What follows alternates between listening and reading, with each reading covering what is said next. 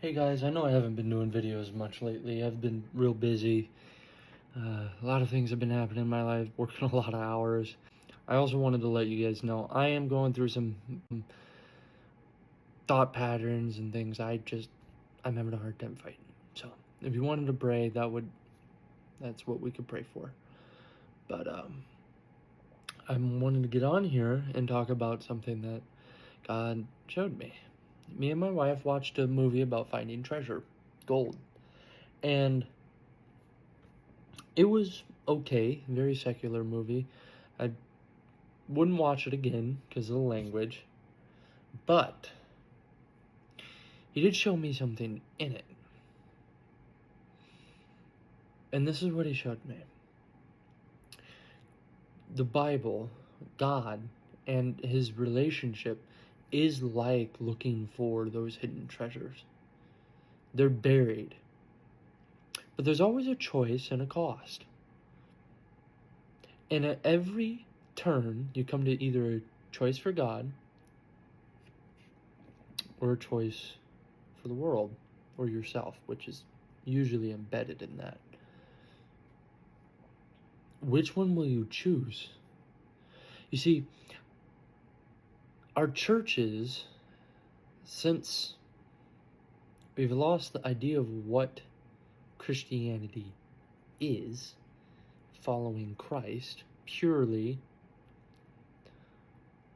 we make rules, doctrines, man-made things to help us try to follow a construct of something we never created.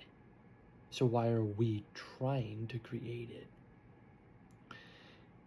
If it's a hidden treasure and the only map to find it is rooted in Jesus, but we're making man-made doctrines, theologies, understanding, rules, and mindsets for it, burying it under these ideas and these thought patterns of what we want, our own kingdoms that will not last, our own desires that will not work, our own businesses labeled, all of this labeled under the name God. It's not. If it's truly God, it will look, act, and walk like what he describes in his book. We have to start looking for that gold lining. I like to call it the secret language. It is written deep where people don't even know where to look. You start to see it in the crevices. It's like traveling into the mountains or into an island. If we're going with a pirate theme, we're looking for treasure. You're looking for a secret hideaway, cave, or path that leads to something long forgotten. When we do this, we are finding a relationship with God in a way that's more powerful and prominent than we never could have thought.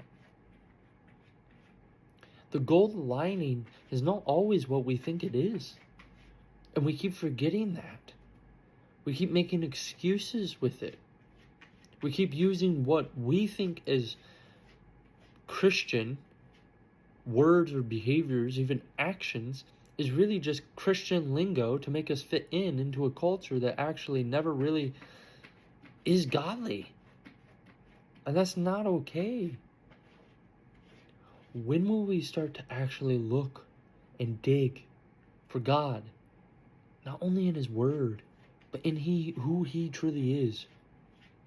A day is coming very fast where persecution will happen. And people will say and act and be happy you're dying because you claim to be a Christian, and then in their head they're thinking of a Christian that is fake and in a cult. And that's not going to happen. That's not the reality. But that doesn't mean that's not what will happen. God is coming. Slowly or fast, I do not know, but he is. And whether or not you are ready comes down to whether or not you keep making excuses or building a foundation of choices that follow him. Because when those days come, whatever happens, will you stand? And that's what really he's asking us to prep for, is to stand. Not because we can't do it with him, but because we will feel lost in those dark places.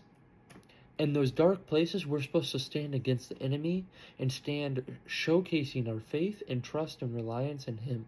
Even if he's not there, that's maturity. We've forgotten that. We've buried it. The churches have buried it under ideologies, thoughts, and patterns. Right living. What's the point of right living if you don't even actually understand what right living is? At that point, you're just making up something. God is looking and paying attention. What are you doing to change or grow closer to him? He says we have robes on, but a lot of people, a lot of Christians in the spirit that are covering up fake ones. They're making excuses. God was going to come and he's going to make that known. Whether today or 60 years from now, it's still going to happen, whether it's on our timetable or not. What gold lining are you looking for? The one where you get what you want? The one where you get what you think you deserve? Or there's salvation through Jesus Christ? The only true salvation. You see, that's why Jesus says, if he looks to save his life, he will lose it. But if he gives up his life, he will save it. What he's saying is what I just said. Most people save their life by doing what they think salvation is. Serving, guiding, and teaching people, whether or not they're actually having a relationship with God or not.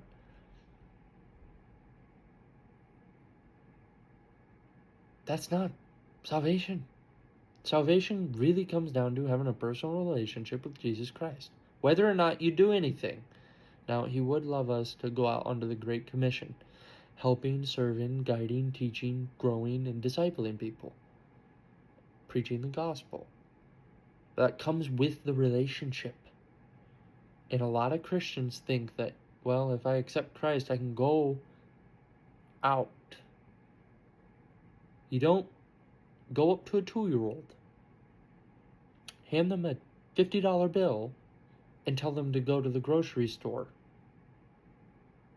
I wouldn't do that. Why are we expecting Christians, new believers, to do the same?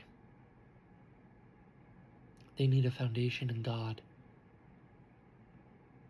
We're going to belittle, shatter, and destroy them,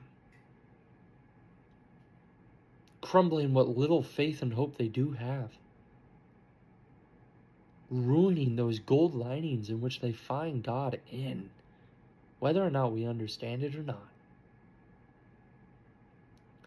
I challenge you, look at the Bible as a treasure trove of not only wisdom, but deep knowledge of God's personality.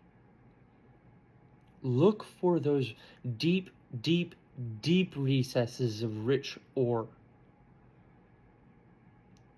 rich veins. Looking for God in the middle of it all. Finding out how he thinks. Try to seek that. And even if you don't understand, or even if you think you understand, let him guide you to that understanding. Ask him about that. Look for the hidden treasure where no one else is looking. That is where you'll find him. I hope you guys have a good evening. And Jesus does love you. And Alexa's mainly been praying for you guys. I've been dealing with some stuff. So if you want me to talk about it, just ask. But I hope you guys have a good weekend. And